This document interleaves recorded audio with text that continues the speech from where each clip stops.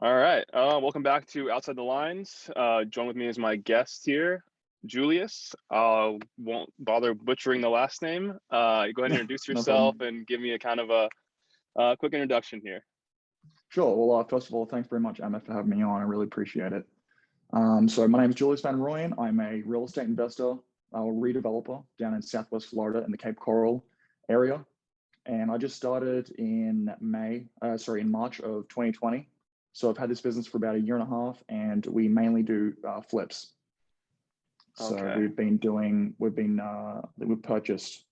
our 15th or 16th about a month ago, and we've completed probably 10 or 11 or 12 flips at this stage. So we're riding the wave right now in the market with Yeah. down in Southwest Florida, which is really cool. Really enjoying Awesome. it. So what's the kind of the background of how you got into real estate, and we'll give kind of a backup to how old are you? Did you go to school anywhere? Did you take real estate in college, or did you learn it from YouTube videos, or how did you kind of get started in that? Yeah, sure. So I'm 27 years old. I'm from Australia originally. I moved to America when I was 21 to go to university at Bowling Green State University in Northwest Ohio. And I studied sport management, and I was at school for probably 3.5 years, and then my now wife and I moved down to Florida because she's a nurse. So we both got a job down in Fort Myers. I worked for the local baseball team. That was in January of last year, and yeah, it was great. We had spring training up until the middle of March when all the lockdowns happened, and then working from home, quote unquote, and yeah, and then because there was no minor league season, so our pay was just dwindling away. And yeah, in June they let us go. But I had started out my real estate business in March, and to go back to your question about my real estate experience, I hadn't really had much real estate experience. In my last year at BG, I've been reading a lot of books on real estate. Rich Dad Poor Dad, listening to a lot of Bigger Pockets, podcast episodes. And I knew that real estate was going to be a part of my financial future. I didn't know the quality or quantity or the depth that it would have had in my future, but I knew it was going to play some part. And yeah, when 3 days after we moved down here, I went to my first RIA meeting, the Real Estate Investors Association meeting. And I met my now business partner who was sitting behind us. We exchanged business cards, and he had done one flip at that stage. We decided to, after about 3 or 4 weeks of discussing what our vision was for ourselves in our business, we decided to partner up and kind of split the resources, split the risk, and yeah, we went from there. And we had our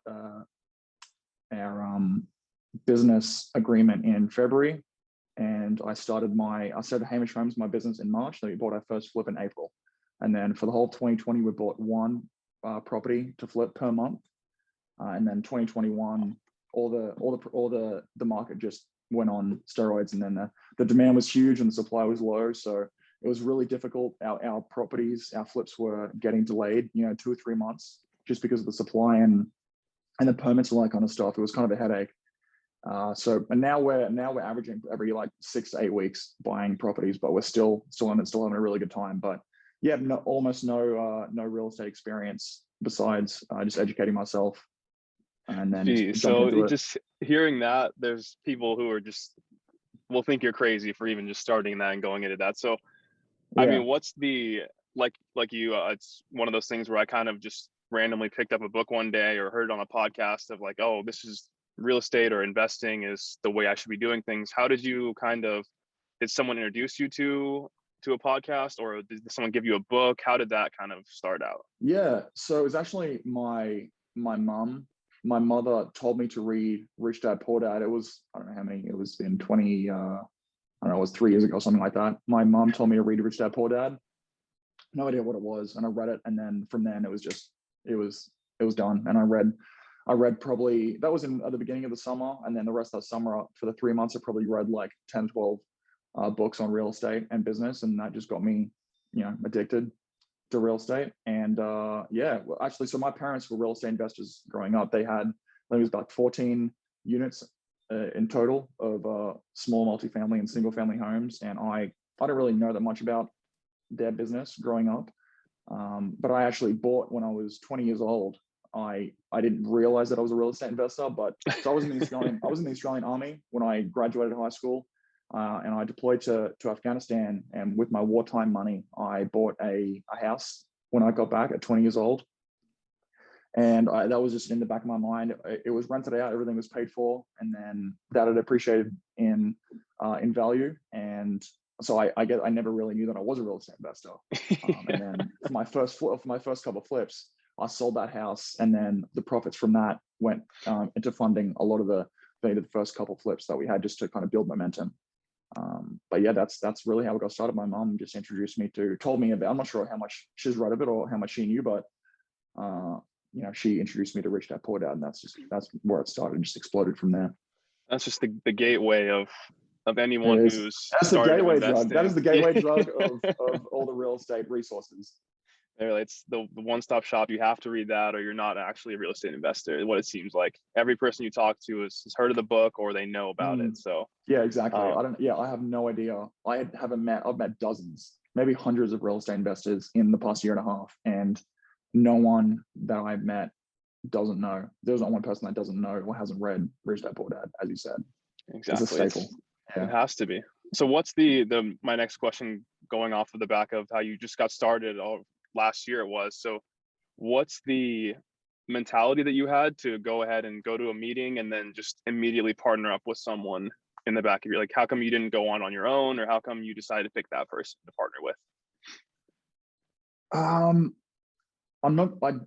Looking back, I'm not sure if there was any real intent behind what I was doing besides just pulling the trigger and just taking that leap of faith. Because there's opportunities. I'm kind of convinced right now that there are, just like on the football field, just like in life and business, there are only 3 or 4 opportunities, pivotal opportunities that in your life that can really change your life and your mindset or your financial situation or your business. There's only 3 or 4 times in your life when you are given a situation, given an opportunity, and you really need to pull the trigger on it. Whether it's for good or for bad, for like learning situations, any of that kind of stuff.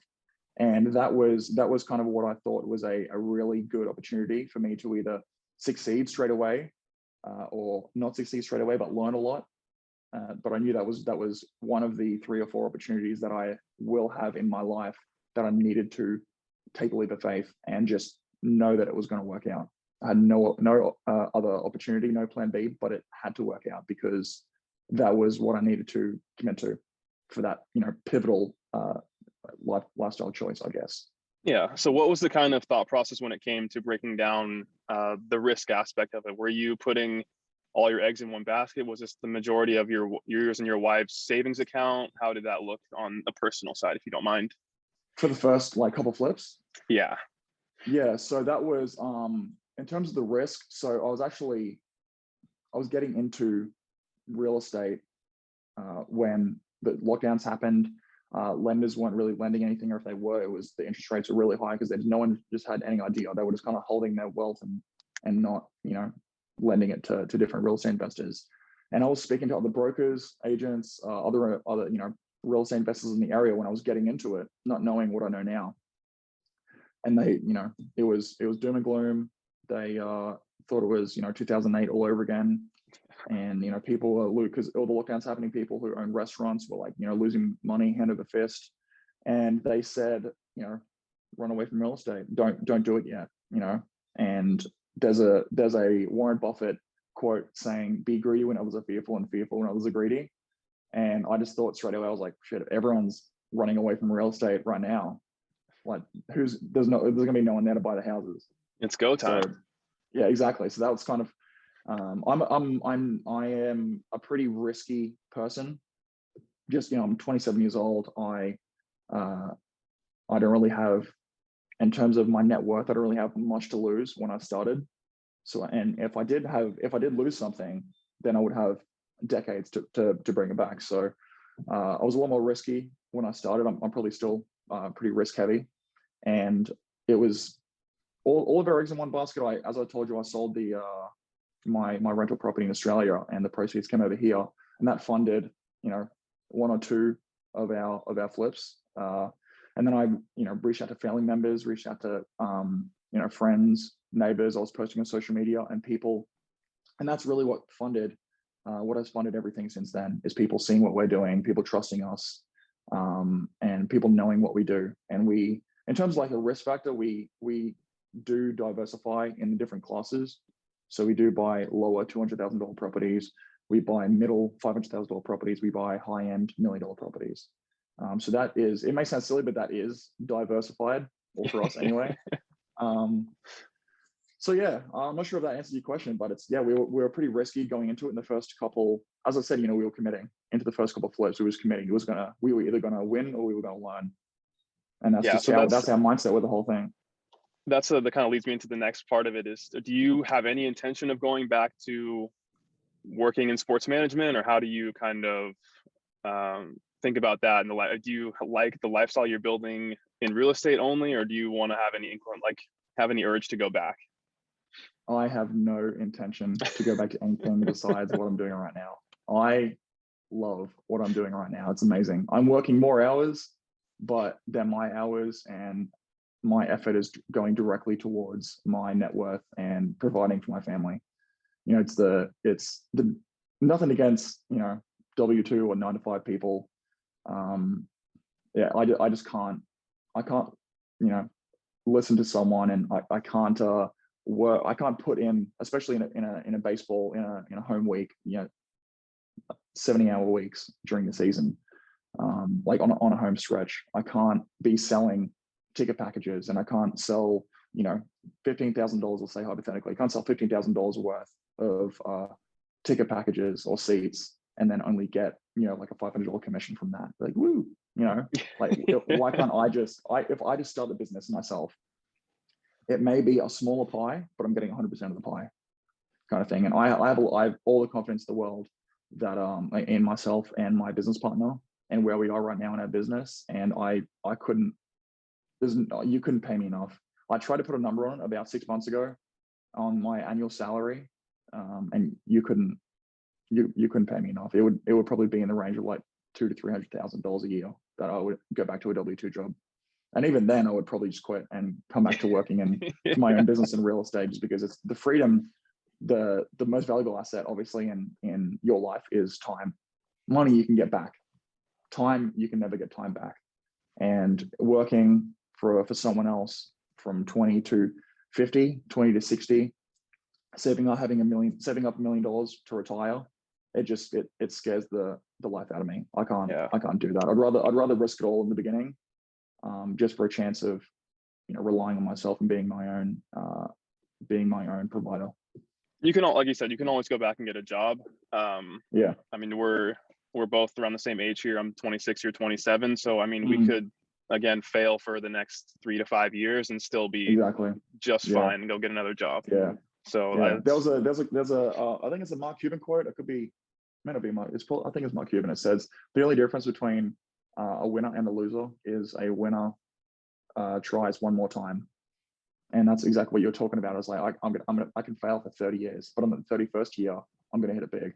Yeah. You know, and I was just in a fortunate enough position where I am starting to hit it big. I'm at the hockey stick stage of hitting it big in 2 years. You know, but yeah, I can't go back to a job. There's no turning back. Sorry to the W-2 people listening. You know, best of luck to you, but I can't do that. I've already tasted the drug of being an entrepreneur and being self-reliant. I can't go back to that life. Every entrepreneur you talk to they're painfully unemployable. They're just, yes, exactly. Yeah. They would make the worst employee. Like you said, you would probably quit after the first week of being like, I'm not doing this. This is awful. I'm not listening to you. I'm my own boss now. Yeah, right. Yeah. Like I just have it in my mind. It's like some manager who's talking to me, who's like 2 years older than me, has half the experience, talking to me as if like they know more than me. I'm like, just shut up, all right? You know? So how does that play out with? So your wife is a nurse, and she does the whole she does the 9-to-5 thing, I would say. So they're incredibly more talented people in the 9-to-5 field. I'm friends with tons of nurses, have nurses in my family as well. So Mm. being in the medical field is, I would say, completely different than a lot of what else is out there. But Yeah. how do you manage dealing with her crazy schedule along with you working crazy hours as well? Yeah. So she's actually a travel nurse. She started traveling once COVID hit, and then we traveled around the country. New Jersey, New York, South Carolina. Done a couple stints in Florida, one in Virginia. We've been traveling all around with her, doing different contracts around the country. Yeah. And I'm lucky enough that I can work from home because we have an agent who buys and sells the properties for us. We have a contractor who renovates the properties. Sometimes my partner and I do some hands-on stuff like demolition or landscaping, but for the most part, our jobs are done at home. Besides checking on that contract every now and then, trying to manage rehabs. And for probably half of my business, I haven't been in Southwest Florida. We've been out in different states. So that's been a huge blessing as well. And our contract for Ellen, my wife, is when we went down this real estate journey, her whole thing in life has been she wanted to be a mom. She wanted to be a mother. She wanted to be a stay-at-home mom. That's the whole thing. And I completely respect that. I want that for her as well.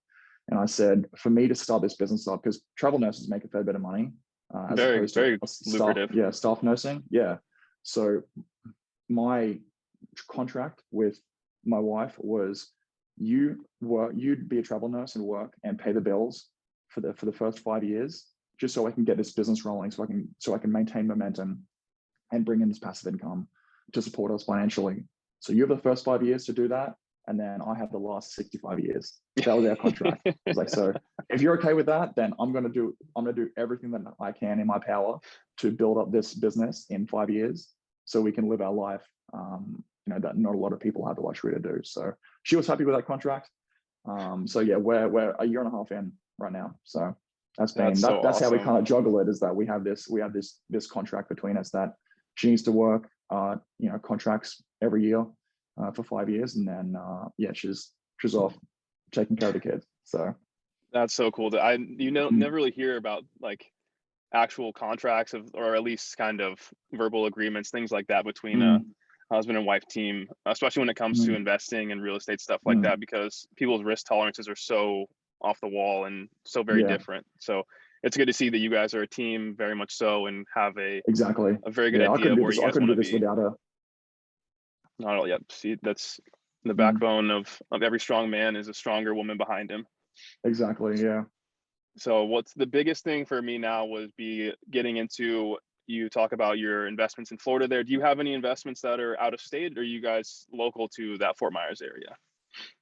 No. So all of our properties for now, all of our flips are in Southwest Florida. We've done one in Naples. We've done a couple in Fort Myers, and then all the rest are in Cape Coral, mainly Southeast Cape Coral. We've considered in the past, like probably 6 months ago, I was seriously considering and making moves on buying rental properties in Alabama, just because of the really low property taxes. A lot of headquarters are moving there. A lot of federal agencies are going there. Just because the cost of living is so affordable, a lot of people are moving there. The population growth is really good in like Huntsville, Birmingham. I was going to say Huntsville's the big one there. Huntsville's huge. Yeah. So yeah, we were talking about getting a long-term rental there, but with prices right now, it's really hard to find 1% properties on the market on the MLS. And for us to find off-market properties, we'll have to either go to a wholesaler who's bidding up the property $30,000-$40,000, or invest 6 months into doing off-market lead generation. That'll take 4 to 6 months before we can even see it. So right now we're actually buying, in the next 6 months, we're going to buy a couple of short-term rentals just for kind of accelerated cash flow. But we're looking into doing Tennessee, and then we have one property that we're going to be closing on in a couple of months in Southwest Florida and Cape Coral. But no, for the most part, it's all down here. It's all down here, just because the population growth is exploding.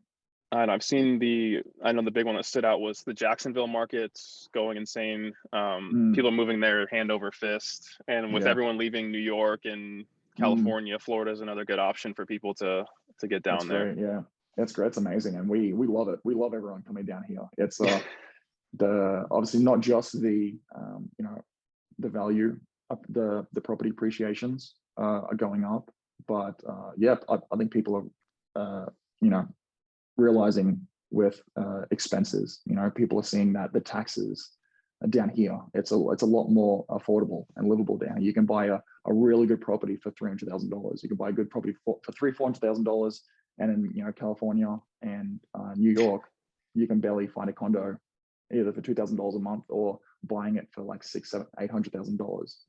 So I think Yeah, people are so starting to my get to that suburban lifestyle, and that's where Florida really comes in handy. so I know all too well here in Southern California. Let's Yeah, see here. my condolences. Yeah. Well, welcome. You're Well, welcome here in Florida. Just come I down. was just gonna say I'll get you a weather is place. It'll be great. almost the same, and like I said, I Yeah, know someone now who can give me a good yeah, place. yeah.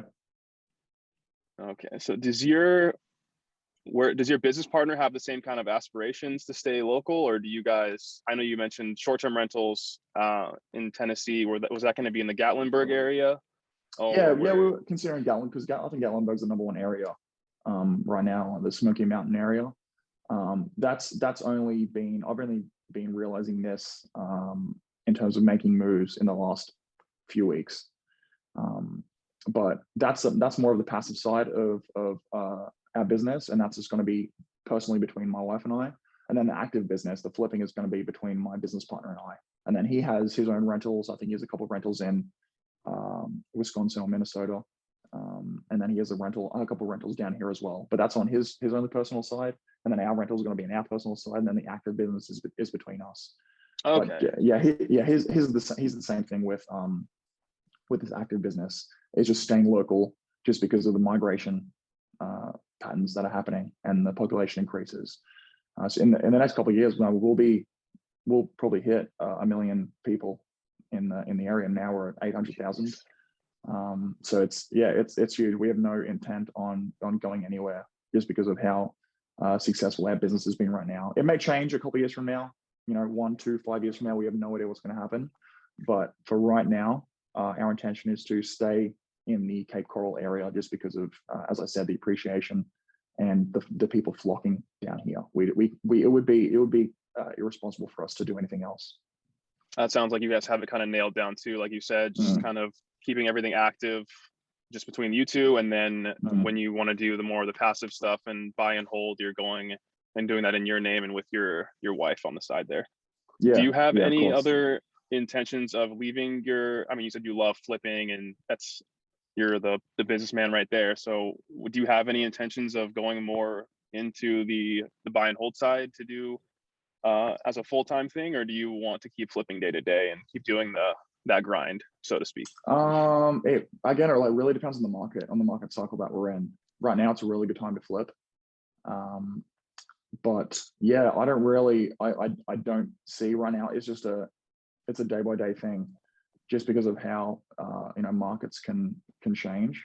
But right now, the market's perfect for flipping. It's a little stressful just because of the permit delays, the low supply, the high demand. Putting hundreds of thousands of dollars into a property, things do come up. It can be really stressful, but that's just a part of it. It's the good thing about flipping is that it is mentally challenging, and I can really grow as a business owner. And you can make a lot of money. You can make a lot of money in 6, 12 months. The bad thing is that you get taxed a lot with capital gains Very much tax. so. It's a little stressful. And then it's just completely flipped with long-term or short-term rentals. It's steady cash flow. It is very tax-friendly. You're not making a ton of cash straight away, but that just builds up. And yeah, so I don't plan on going. I don't plan on going into the rental side soon. Like myself managing it full time. If I were to be putting a lot more emphasis onto either the long-term or the short-term, rental properties, it would have to be handing the property off to property management companies, professionals who can not only look after the property, but look after the tenant. And because at the end of the day, especially the rentals, the two most valuable assets in your portfolio are going to be the property management company and the tenants. And as long as those two are A1, as long as they're good, then you're not going to have any issues. And I don't want to be responsible for finding a really good tenant or managing the property. I'm happy to pay 10-20% to a property management company, and then they take care of everything. And that's when I can focus on either building the active business or starting a new business or wholesaling or lending or anything like that.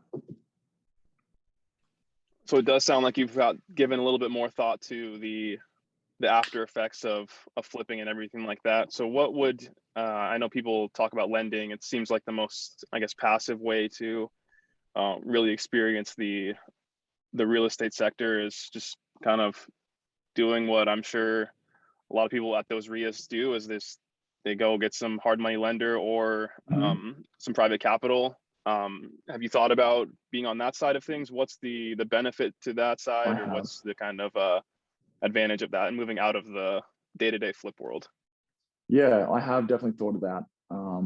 So in hard money, all you need, this sounds silly, but I was like, all you need is $1 million. All you need is $1 million, and lending it at a 10% rate, you're making $100,000 a year. And that's more than enough for you to live, comfortably and pay the bills. So that is something that I've definitely considered. The good thing is that it's completely hands off. You can, when you're lending as a hard money lender, you have, 99% of the time you have control of the property. You have the first or second position on the property. If they fail to pay, you take ownership of the property. You either sell it yourself or you maintain it, and you have all that equity that you have in the property, as well as the money that you are making. That is a good thing. It can be good for taxes. It's actually better for taxes if you are buying real estate. So if it's a rental property, not only are you making the cash flow from the property, from the rent, but you're also increasing the equity buildup or the mortgage pay down. There's also tax benefits for write-offs, and there's also market appreciation of like 3%, 5%, 8%, something like that. So that is like altogether, you could probably get between like 20 and 30% annually in terms of your return on your investment with a rental property, as opposed to just a 10% return as a hard money lender. Okay. So the biggest thing now with all the real estate game and everything like that I've noticed is everyone's going to these meetups. So how important has networking been to starting your business and continuing to grow that? It's everything. Networking is everything. Your network is your net worth. It's as simple as that. You can't expand. It's a people business. It's real estate and properties are just a tool that we use in the people business. That's all it is. Networking is hands down the reason why I'm in this position I'm in. And for anyone starting, the first thing I say when people say, I want to get into real estate, I want to be where you are, I want to start buying properties, I said the first thing I say is go to your local RIA meeting and network with successful real estate investors. If you want to be a flipper, if you want to be a wholesaler, if you want to lend money, go connect with successful people in that circle, like successful flippers at your local RIA meeting. But you can't do it. You can't get to that stage where you would consider yourself a real estate investor or professional without being vulnerable and getting out there and networking, going to meetings. It's just I don't know anyone who has made a name for themselves without networking and going to these RIA meetings. So what's the biggest thing when it comes to like networking in these kinds of circles? Because like I come from a background of where my family has been in real estate as well. So hearing about all the different jargon that happens at these meetings is not anything outside of my kind of realm of possibility and things that are capable. But someone who's just coming in, working their 9 to 5, hearing that they can make $100,000 profit on a flip is something that's really kind of just out of what they even can consider of making their whole salary in one transaction. Yeah. So how do you think people can brace themselves for going to these meetings, and then actually when they get to these meetings, take good notes and actually network? The first thing I would say is be genuine, because professionals can see straight through it. If you're trying to be fake, if you're trying to be someone you're not, if you're trying to scam someone, 9 times out of 10, people can just see straight through it.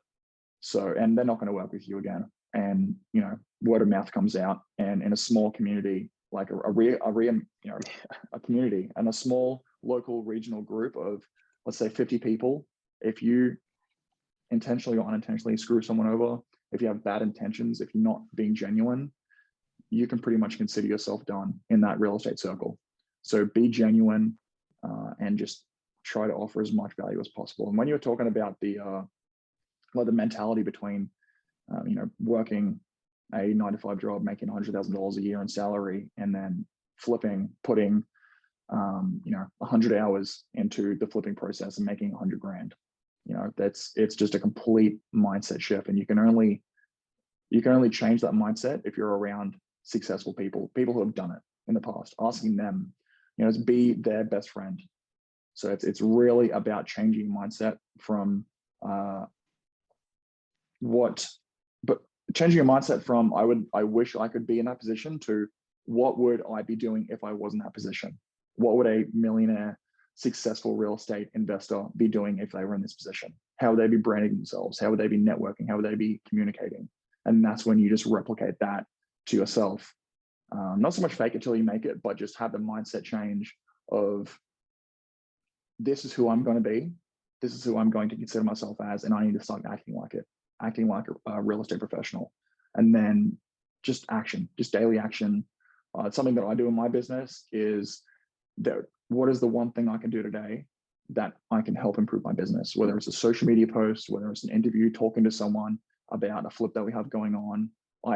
There has not been one day past that I haven't done at least one small thing that can help improve my business.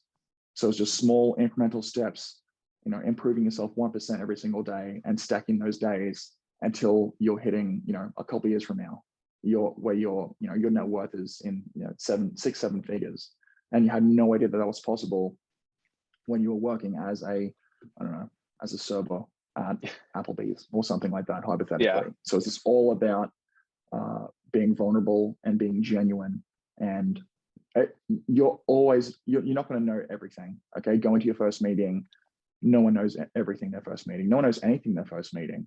That's the whole point of going to your first meeting and getting experience and taking daily action and learning as much as you possibly can and leeching off these, in a good way, leeching off these successful flippers and learning as much as you can, going to their properties, learning their systems. And that's really what I think that's really what it's about, is just being genuine is probably the best thing I could do. Everyone knows that if it's your first REIA meeting, you know, no one's gonna be like, oh man, this dude knows everything. Obviously they don't know everything. It's your first REIA meeting. So just be genuine, be real with yourself, know what you don't know, or know that you don't know what you don't know, and learning as much as you possibly can, just being a sponge to every single thing in front of you. And when you look at being the dumbest person in the room, really being the dumbest person, being the least successful person in the room really helps. It's helped me. I was just going to say the same thing. Is this, you have 2 ears and 1 mouth, so it's always good to keep listening. And like you said, you come from a sports background as well, so being a sponge to everything and being vulnerable to everyone in the room and being able to know what you don't know and actually be like, check the ego at the door and go in there and kind of just get what you have to get and be done with it. So the biggest thing I wanted to touch on too was managing kind of imposter syndrome and the early stage fake it till you make it stuff. Because like you said, not everyone, it's not just in business either. I'm never considered myself to be a runner. But then I started telling myself, well, if I'm a runner, then I have to run. So I started telling people and posting on social media that like I'm a runner or like I go cycling. That's one of those things where it's like you put it out that you do that stuff, so now you have to do that. You have to do it. Yeah. I know, like you just finished an Ironman. It's one of those things where you post about it and you're like, this is something that I'm doing. Now I have to go do it. I did, yeah, exactly. Because that's why the first day that I signed up for the Ironman, I posted on social media and I was like, I can't be a fraud. I have to do it. I have to commit now. A broken leg is what's going to stop me. There's nothing else that's going to stop me. I have to. You just have to. And calling yourself it's a good transition. It's like calling yourself a real estate investor. I never really considered this until I listened to a podcast episode. And they talked about this is when I just started getting into real estate. They said, call you from day one, even if you haven't raised any money, if you haven't flipped any houses, you haven't bought a rental property yet, consider yourself a real estate investor. Say you are a real estate investor. When you meet people, say, I am a real estate investor, because you may not have a portfolio yet, but you're investing your time, you're investing, your education in learning more about real estate. And it's having, as you're saying, like, I'm a runner. I am considering myself a runner. I am running. I have to run, because if you commit to posting on your social media saying I'm a real estate investor, catch me in 2 years with 20 properties in my portfolio, because I am committing right now. I am a real estate investor. It's, like you said, very personal to you. You have a growing number in your portfolio, and everything's been done that way.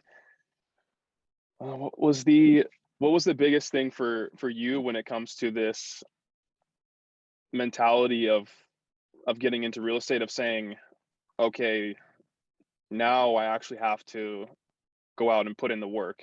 Like, was it when you left the RIA meeting? Was it before the meeting? Was it months leading up when you were talking to your wife after you were reading up online about, hey, I think we're going to do this, or this is what's going to happen? What was that kind of shift between, like, this is just a thought to okay, I'm in it now? The shift wasn't until I started seeing success, because in the first, like, 4 or 5 houses that we bought, I was really my net worth wasn't anything, still not in comparison to a lot of other people, but like, my back was in a corner. I had nothing to lose. So my mindset was just like, I'm going to run as fast as possible, and I really have nothing to lose because I have nothing really. So the first few houses, and then when we started started cashing those big checks, starting selling those properties, and then that's when we had momentum, and we were buying more, buying bigger, buying better. And that's when I sat back and I was like, man, like, I have something to lose now. Like, I can't sit back and just, I'm no longer in the corner of the room swinging mindlessly. I have to be very strategic about this now. That's what's really dangerous. And that kind of worried me a little bit, because now we have properties. I have an LLC, I have a business that if I stop doing what I'm doing, or if I'm careless about what I'm doing, I'm going to lose everything. So that's when it really hit me about changing my mindset with things, being a lot more intentional with it, not just shooting from the hip. So I was just going to say, how did that change the day-to-day business aspect of it? How did that change your mentality of, okay, we can't just jump into this deal. We have to actually think about this and how it can affect the rest of our portfolio. Yeah, exactly. Yeah. How was that shit? It was worrying. It kind of caught me up. Like, it was a huge change. It took me about 2 months, probably in total time to get over or to change my mindset. And Ellen actually was one of the biggest helpers of getting me into that space, just giving me the confidence that I needed to know that it's a process, really, and I'm not going to achieve it. I'm not going to achieve it tomorrow, and it's something that I have to, I have to be willing to lose to really grow and be vulnerable, and just get to that stage where it's like, yeah, I know that I have everything to lose now, and I just have to be genuine, and I have to be real with the people who are lending to my business, the people who are selling me their houses, the people who are buying our houses. Then that's now something that I have to, it's just integrity is probably the biggest thing. Saying like, yeah, when I started 3 months in, I was like, oh yeah, we got 2 houses and I'm going to buy as much as possible because like I have nothing to lose, screw it. Yeah, but now it's whatever. like, yeah, exactly. Now it's like, oh man, I have my net worth getting up there a bit, and it's, we have a lot of properties in our portfolio, and being a lot more strategic and having integrity with what you do is really what has made me sit back and be a lot more intentional with what we do. So more on the back end side of that, this is more like nitty gritty stuff, but how do you manage the profit splits, and how do you manage putting away money to save for taxes? Do you do that up front? How do you kind of do that for between you and your business partner?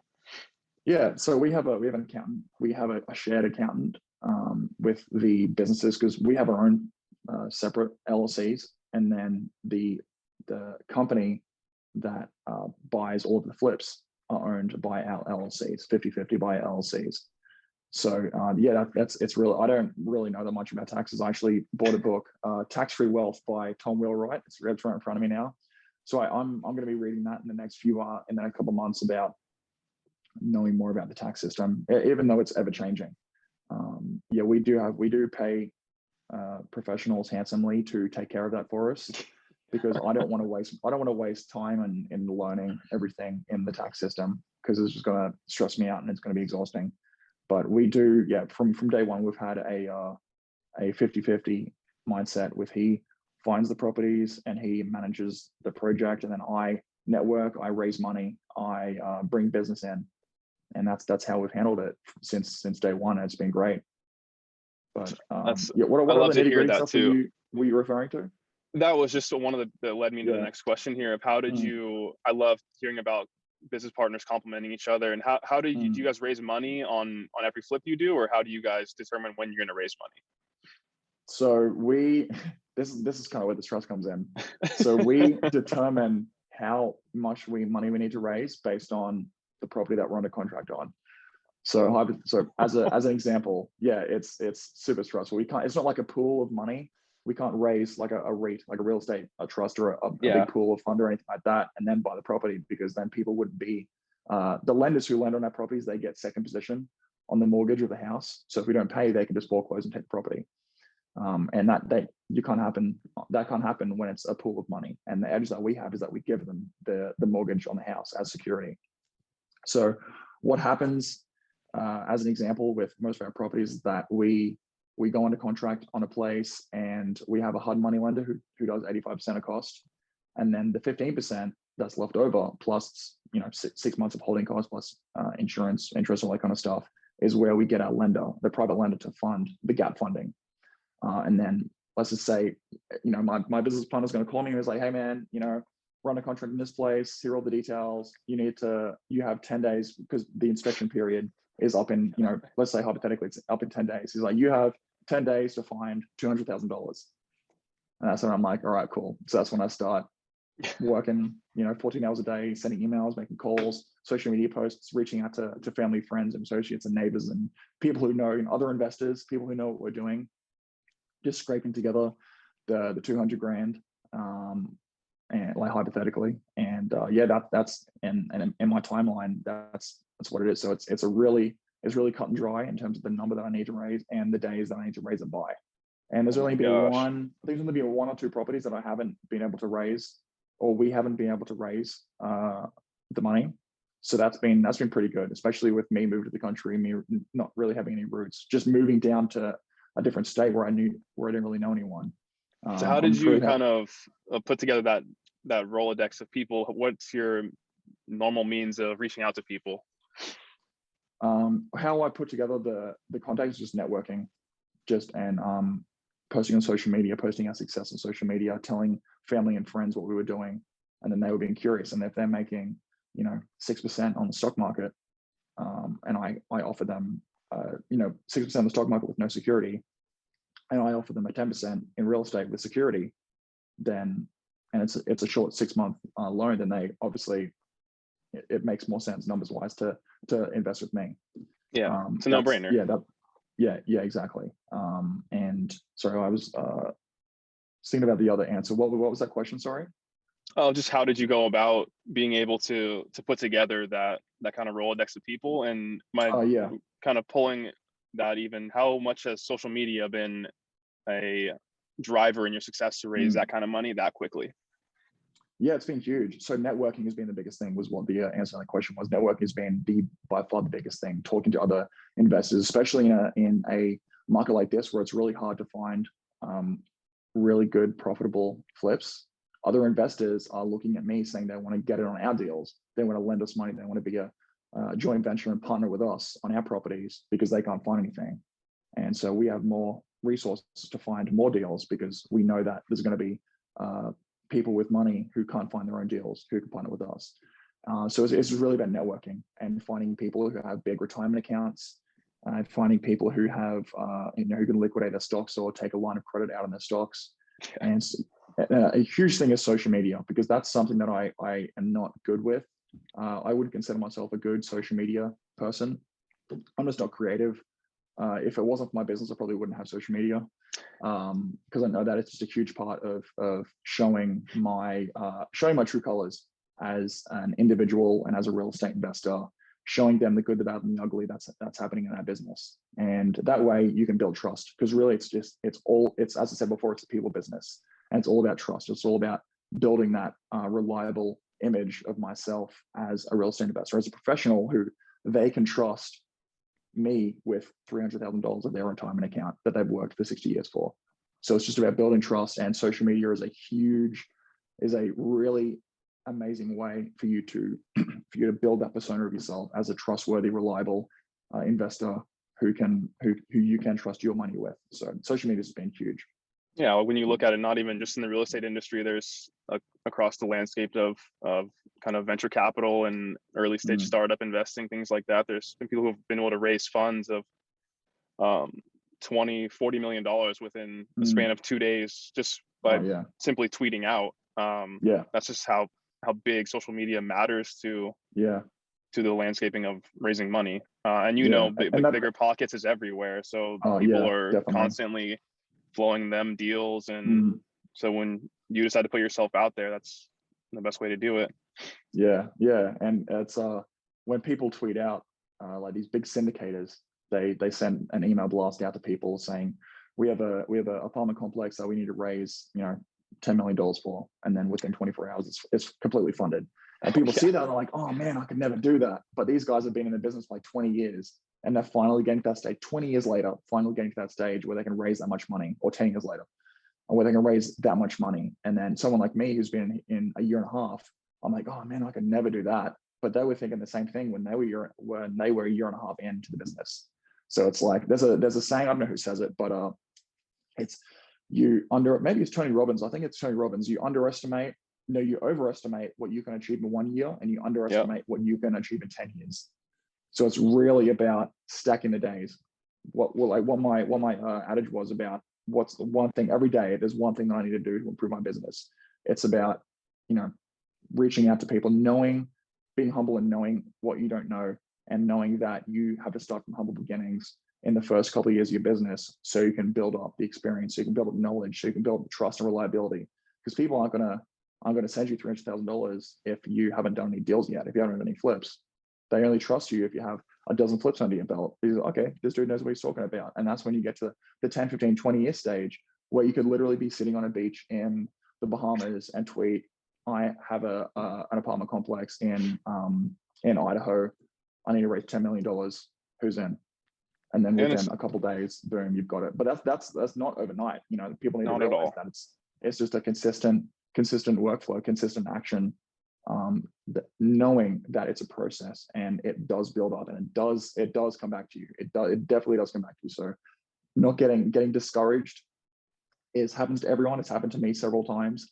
Getting discouraged with I'm not achieving what I want to achieve, but knowing that I will achieve it eventually with the process that I'm following. And the biggest thing you said is showing the good, bad, and the ugly. That's how you build the trust. No one's going to trust you if you're only posting your wins. Yeah, exactly. Okay, so that brings us towards the end of our show here. What I sent them over to you. Let's hear the outside the lines portion of why I do this, is to hear about what you do outside of the realm of business. So what's a couple things that the guilty pleasure that is reality TV, or what's kind of your thing? Guilty pleasures. So I actually had a tough time thinking about this answer, because I love playing golf. I'm not really sure what you can define a guilty pleasure as, but I do really enjoy playing golf. I love detaching on Sunday and watching football all day. I love doing that. That's my favorite thing in the world. But as I said, like every day working in business, I always wake up at like 7 a.m.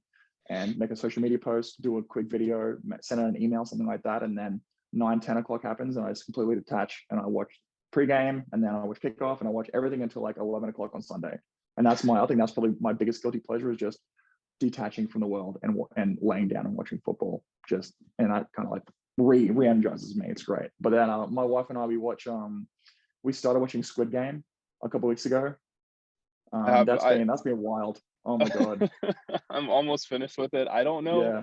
I'm still a little, I don't know if it's worth the complete hype, but I've enjoyed the show overall. Yeah. And it's really different, especially like with the subtitles, and because the like the English on there, because they're speaking Korean, and like the English is not obviously different to the words that they mouth.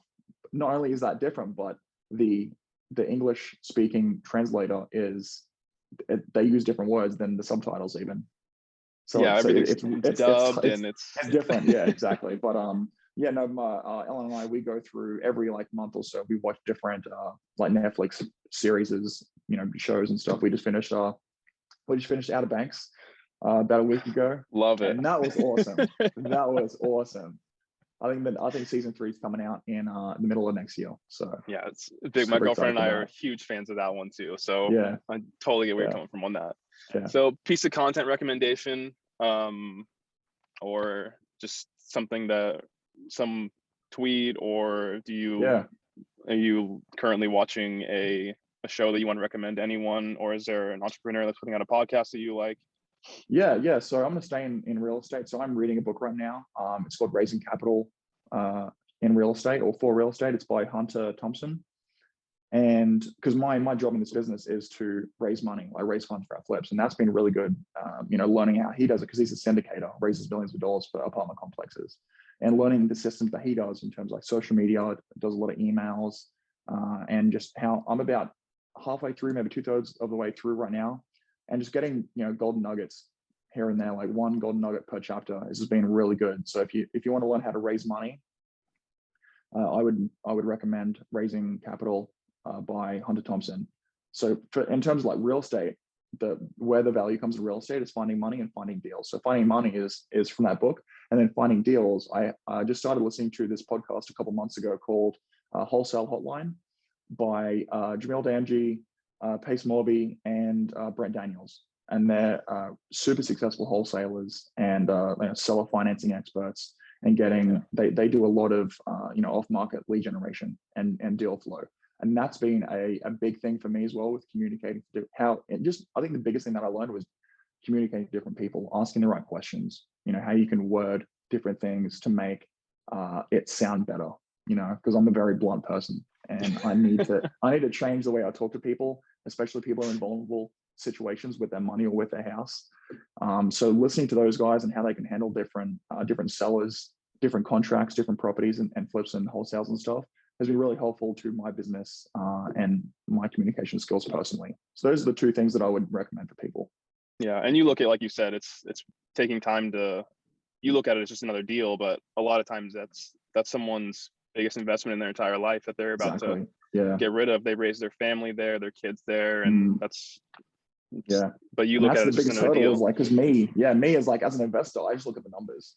I'm just a big numbers geek, and I don't see what people are going through behind the scenes. That's why like empathy and really connecting with someone is the biggest hurdle for me to jump. And that's when that podcast Wholesale Hotline comes in and just teaches you, they give you their own experiences and their own students' experiences, and different people they've connected with, and how they've been able to get over that hurdle. It's not about money at all. For most wholesalers, for most people wholesaling their properties, it's not about money. It's about the situation and the terms and family issues for the most part. So really learning about that and how to get over that hurdle is super important. Yeah, the biggest thing, like you said, is empathy and being kind to those people in those situations. So next biggest thing we'll end on is someone you recommend that's worth a follow on social media. Anyone out there in particular? On social media, so is this business in general, or is this in real estate? Just anyone that you feel would kind of get value out of in real estate, that you have someone in mind, or you can give me someone else in business too. Yeah. Okay. So I have two people, one in real estate, one just in the entrepreneur circle. So the real estate one, it's I don't think he has a social media, but I'm just shouting him out because he's killing it. He's a friend of mine, Jason Demers. He just got licensed about maybe 6-8 months ago in the state of Florida as an agent, and he's been killing it with his representing a lot of people closing deals. He's also bought a really nice property on the river, and it's a commercial zoned lot. So he's going to be doing a ton of stuff, building properties, doing like Airbnb or like a small condo thing there. So he's got a ton of equity in that property. Just perfect timing, great vision for what he wants with his investment properties. And he's also selling roofs and solar. It's like he works for a company called Clean Energy Alliance, or Florida Clean Energy Alliance, and that the value of that company is just skyrocketing with so many people wanting solar on their roofs and clean energy, because the electricity bills are just going out of control right now. And he's really taking advantage of what's happening right now in the clean energy circle and in the solar circle, and he's killing it right now. He's like, in 5 years from now, he won't be doing anything because he's going to be sitting on the beach with his fat stacks, and he's going to be loving life. So he's someone who is really inspiring to me, who I'm seeing, and he's just killing it in business. He's got all different types of real estate, diversifying his businesses as an agent, as an investor, and someone who can service all types of real estate with like roofs and with solar panels. So that's someone who's if you're in the area, if you want to sell a house, if you want a new roof or a solar panel, some kind of clean energy to lower your costs, definitely Jason Demers for sure. And then on the entrepreneurship circle, it's actually an artist, so a fine art, so a painter, a friend of mine, Michael Miller Fine Art, and you can find him on all social medias. He has TikTok, Instagram, he has a website, and he has been I think he's just turned 30 or 31, and he is killing it right now with his business.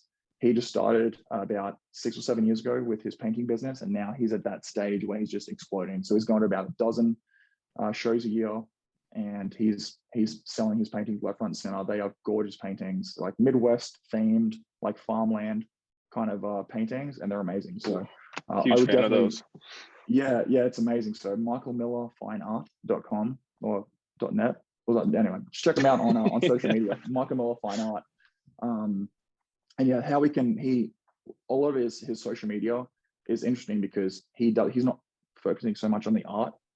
Probably 50% of it's art, and then the other 50% is the business side of the art. And he's actually starting a podcast shortly about the business side of the art industry, which I'm not sure. I'm not a very creative or artistic person, but I'm not sure so many people are focusing on the business side of the art industry, and that's something that he's just completely killing right now. So I'm super excited. Him and Jason, Michael and Jason, I'm so excited to see where they're going to be in 5 years, because it's going to be incredible, the trajectory that they're both at right now. So they're two people that I would recommend checking out. That's so awesome too. Yeah, again, I want to give a platform to anyone that is, like you said, willing to. You said you're a reputable guy, and it means a lot that you come on and promote those kinds of people. So if you have any other links for them, shoot them over to me. I'll leave them in all their show notes and everything like that, so people can go out there and share them with them. But again, I'll want to reach out and hear about everything that they have going on as well. So I'd love to connect with them and keep expanding this network of great people. Yeah. And with Michael Miller, so it's a business and a hobby, but it's also an investment, which is actually where you come in, because his paintings, the value of his paintings since he first started has like 20x. Because when people valuate and get insurance on their artwork, he started selling his paintings like $80, $100 to $300, and now he's selling his paintings like $5,000-$6,000, something like that. So so just the value of the investment that people are buying from his it's literally an investment, because it goes up in value every single year based on the notoriety that he gets, and the value of his painting is the more experience that he gets. So that's actually an investment, which is pretty cool to think about. Painting and then the investments, the value going up. It's cool. I'm a huge fan of alternative investments, so I'd have to get into art. I love sports cards. I can go down the rabbit hole of everything like that. Nice. So I'll have to check out that as well. So again, if there's any closing thoughts you have, leave the viewers, shout out your socials, anything like that. The floor is yours. Thank you. So on all, pretty sure all, what is it? Instagram, Facebook, TikTok, YouTube. I'm Julius van Rooyen, JuliusVanRooyen, and I just post about real estate. I document a lot of the stuff that I do. I try to teach people. Reach out to me on Instagram. I reply to everyone. I try to help people out who are just getting into real estate. I do as much as I can, provide as much value as I can. So if anyone wants to get into real estate, start investing, please reach out to me, and I'll be happy to help anyone out. That's awesome. Yeah, just a bunch of us young people trying to make these great connections out here. So again, I appreciate you coming on. It was an amazing conversation. I cannot wait to put this out. It's going to be awesome. I think the listeners are going to get a ton of value out of this. So again, I appreciate it. And thank you very much, man. Man, Emma, I really appreciate you having me on. I'm looking forward to next time. Thanks again. There will definitely be a next time. So cool. Be ready for that one. What's going on, everyone? So great episode just recorded with Julius. He is a phenomenal real estate investor outside in the Florida market. He is in like Cape Coral, that whole Naples area. So if you're interested in any of that real estate investing, definitely be sure to hit him up. He is more than willing to reach out to anyone on DMs and talk everyone through any other kind of problems you might be having if you're interested in that, or if you're even willing to invest in some of his projects. He's always looking to take on new investments and new capital. So be sure to reach out, give him a shout. With that being said, everyone, I would like to show my gratitude and appreciation on this episode. So thank you very much for listening and taking the time to comment, share. I know so many of you guys reach out to me, so it's been a pleasure to kind of get to know everyone and take it in the direction that you guys, the listeners, viewers, if you're looking on YouTube, are wanting this podcast to go in. So I'm having a ton of fun doing it, and I will continue to put out content here on YouTube.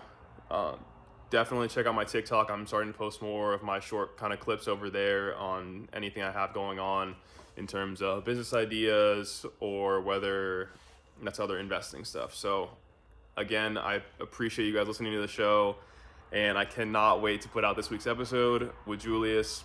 We'll be back again. I have another guest coming on. Can't say who it is yet, but you guys are going to love it. So check back soon, guys. This has been Outside the Lines. Happy investing.